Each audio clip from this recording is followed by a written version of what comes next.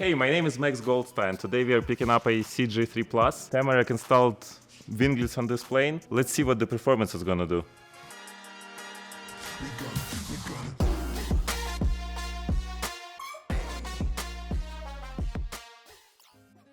I flew since I was 17 and now I have 10 type ratings. All of them are in jets. I try to keep current in 8 of them.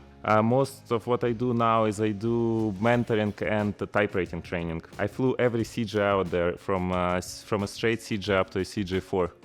So we are always range hungry. So everybody wants more range out of their plane. And I meet pilots and I hear all of the time, let's say they fly a Premier and they say Premier is a 1,000-mile plane. I did 1,400 miles in still air. Then I hear a lot of pilots say, you know, winglets are not gonna give you a lot, but what I really hear is pilots don't know how to get the range out of their plane. For example, they get leveled out if they take off from a big terminal area like Miami and New York. They get leveled out at 10,000 feet, 15,000 feet, and they just go full throttle, they just go MCT. So they burn all of their fuel. And as we know, jets, as they climb, they burn less fuel. So what winglets is gonna do, they're gonna allow you to climb faster. The sooner you get to your cruise altitude, the less fuel you're gonna burn on climb. And then once you get to your cruise altitude, basically what you're doing with winglets is you're increasing the aspect ratio of your wing. So you're gonna make your wing more efficient. Since I'm teaching in airplanes, I'm doing stalls all the time. And I'm doing stalling in M2 with winglets, and I feel that the plane doesn't wanna stall. So I'm like, okay, those winglets actually mean a lot.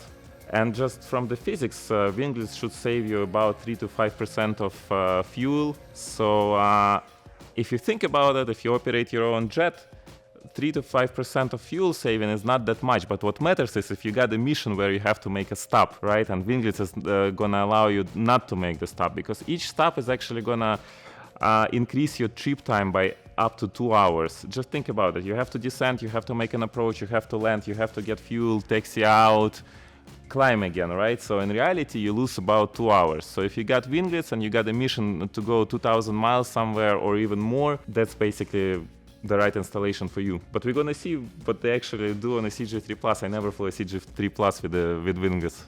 So specific missions that we are thinking about for this plane is actually transatlantic. With winglets, you can easily go New York to Reykjavik. So if you fly to Europe, you have to make a couple of stops, right? You don't really want to land in Greenland because the approaches have high minimums. Canada also adds extra customs and border protection, which takes time. You have to call CANPAS. CANPAS takes time. Where with winglets you can actually fly, let's say, New York White Plains all the way to Reykjavik easily, and you're still gonna have enough fuel. What I really liked about Tamarack so far is that everything is on time. I got an update every day by email with pictures and with bullet points what was made. You don't get it a lot from service centers these days. Usually you just try to call them and leave a voicemail and get a call back in a couple of days if you're lucky. And they're always late.